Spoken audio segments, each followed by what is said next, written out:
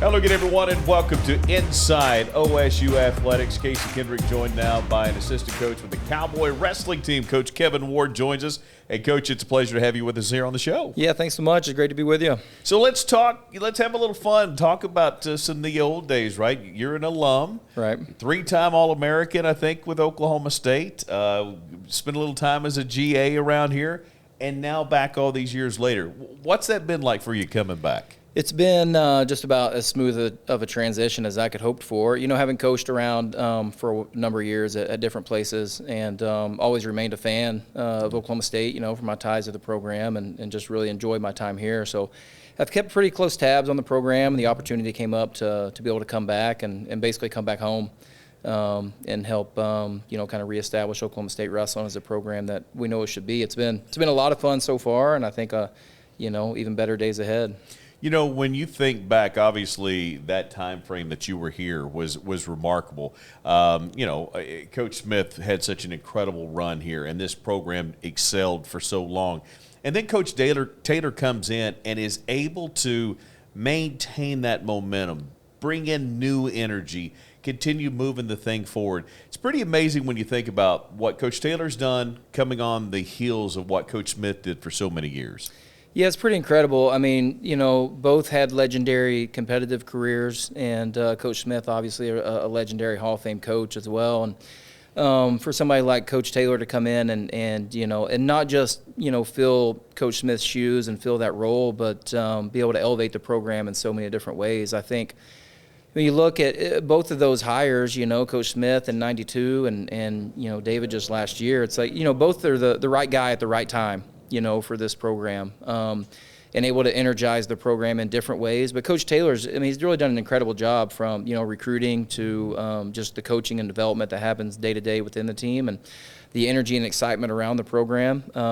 You know, we're pretty fortunate to be a part of it, and it's exciting to watch him, you know, how he goes about keeping the team, you know, motivated and inspired and keep, you know, chasing the national titles that, you know, that's what we strive for here. Well, again, they got the fan base so energized and so excited again this season. I want to go back, though, before we talk about this team, I want to talk about your time at Army, right, okay. up there at West Point. Yeah. We just had the Army-Navy game, and, you know, so many people have, it was a heartbreak, that's right? A tough one. Yeah. But it was the pomp and circumstance, the pageantry of that, it means so much, obviously, to those institutions, but to the country. Just it's awesome to watch. You were a part of that for 11 years, yeah, 11 I think, years. Yeah, and got 7 wins against Navy. Is it the same kind of atmosphere in every sport, and certainly in wrestling, as what we see with football? Yeah, 100%. I mean, obviously, it's at a different scale. You know, you're in a really crowded wrestling arena, not a sold-out NFL football stadium. But I think what that rivalry and what that victory or defeat, you know, what the outcome of that competition means to the athletes on both sides, it's very real, and it means just as much, you know, if you're on the wrestling mat or in a football stadium or, you know, probably behind a debate, you know, podium. It's just it's an intense rivalry that I always really appreciated having the opportunity to be a part of, because it's so rare to have a place where people literally around the globe, you know, really care about the outcome of a competition. For competitors, that's a really special place to be, you know, is in a rivalry that means that much. Well, and again, I think there's so much respect for both sides too, right? I mean, we're talking about young people that are probably going to go on to serve our country, and so 100%. many those sorts of things. How does it compare to Bedlam, though, or maybe Oklahoma State, Iowa, when it comes to wrestling? Yeah, I mean, there's obviously, I think, some notable differences. You know, I think that the rivalries here at Oklahoma State, you know, this is a place where not just the school, but the state. You know, wrestling has meant so much to the history and the tradition of the state of Oklahoma. You know, it's entrenched in what we do. The sport of wrestling means a great deal here, and people in Oklahoma take a lot of pride about having, you know, one of the best schools, not just in the country, but one of the best places of wrestling on planet Earth. And to be able to showcase that in, you know, high-level college dual meets and tournaments is pretty special. How it would compare, you know, here it's I would say, you know, with Cowboy wrestling, you know, our goal is to be the best in the country and win national titles and have 10 individual champs every year. So, you know, our goals revolve around being the best and not just one individual rivalry. And that keeps things fun. But that doesn't mean that, when we, January 11th, when we step out in Gallagher against OU, that Bedlam duel means a lot.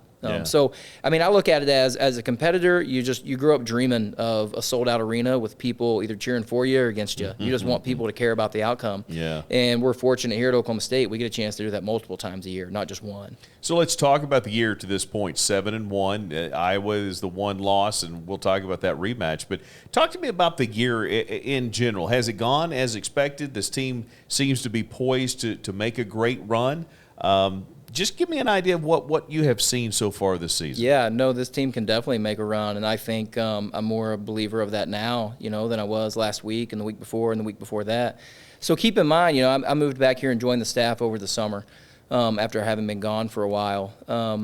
So I feel like nobody in the program, even the seniors or freshmen, that nobody is learning more than me every single day right now about the team or about the sport, about how to coach it. So I feel like I'm learning as much or more than anybody else every single day.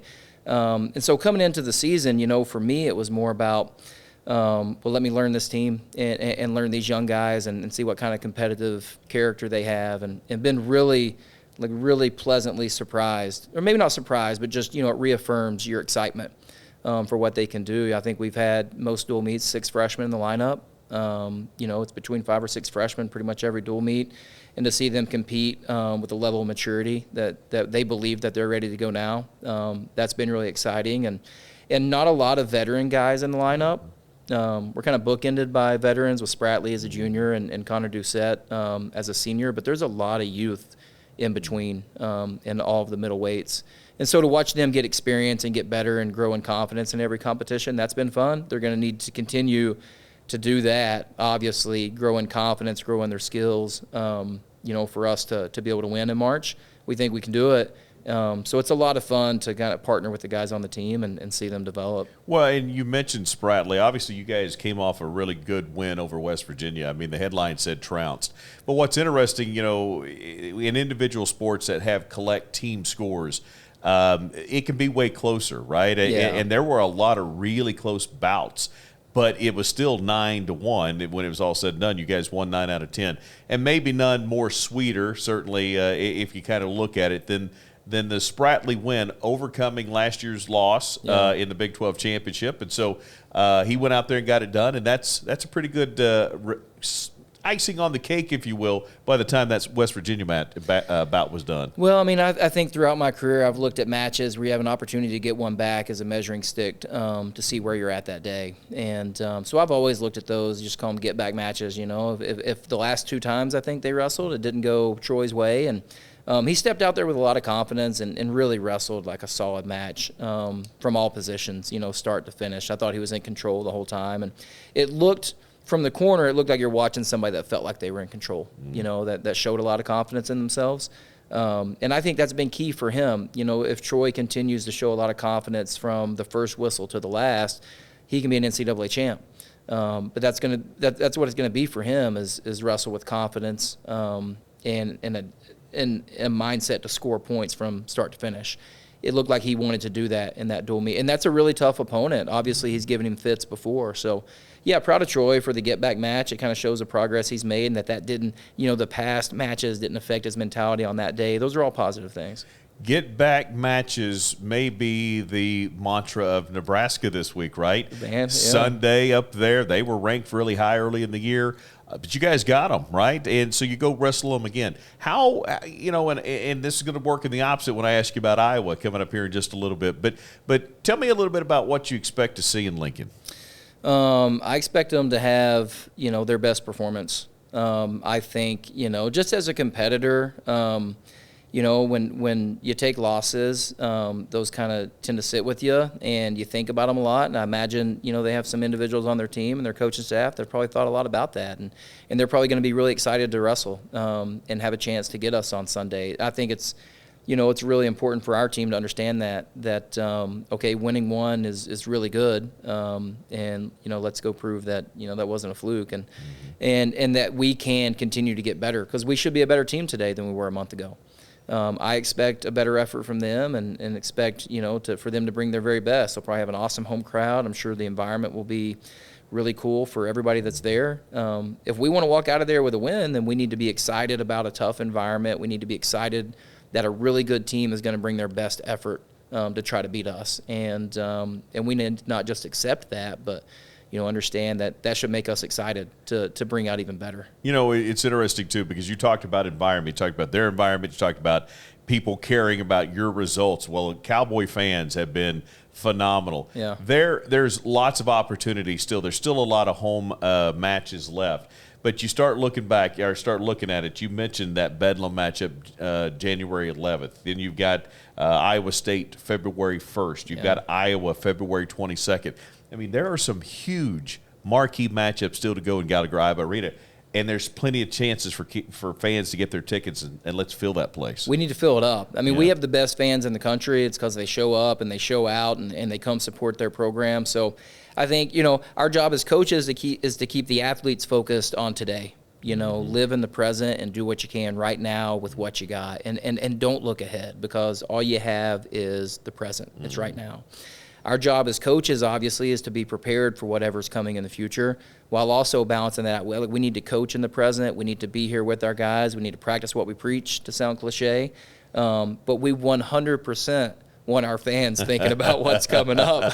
I want them thinking about it. I want them talking about it. And I want them making plans to be here, because there are some big-time dual meets in Gallagher Iba in January and February. Like you said, I mean, OU, Bedlam, you don't need to say anything else. And Iowa State, who's got one heck of a team at the end of the month, right? That's at the end of January. And then, of course, what might end up being the biggest dual meet of the season at the end of February. So, hopefully our fans are making plans. They have their tickets, and they're going to be out, because Gallagher's going to be rocking.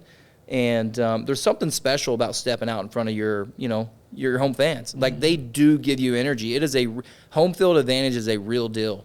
Especially with fans like ours that like to get rowdy. So we look forward to seeing them. The final thing, get back match, you called it. Obviously, that is what Iowa will be. And you talk about coaching in the moment. Yes, I can prepare. I can go out there each day and work. I can go get ready for the next match, the UNI, the Air Force, whoever that might be coming up. But, man, I got to think, after coming up just a shade short, those guys are going to be – it's always going to be a little bit in the front of their mind that, hey, we're going to get another shot at them. And it, as you just said, may be one of the biggest bouts of the entire year. I think so. I think when your goals are to be the best wrestler and the best team in the country, and you can't deny, the past, what happened a month ago, a team beat us. So, I mean, it's fair to say if we want to get to where we want to be, they're in our way. And not only – as I said earlier, you don't just accept that as a competitor and say, okay, that's true. Like, it's got to make you excited. And our guys don't need a lot of motivation every day. They're really excited to be the best in the country and then the best in the world. But when you have that, it's an extra. If you want to hit snooze on your alarm, it's just one more reason not to, and to get your butt out of bed and go train.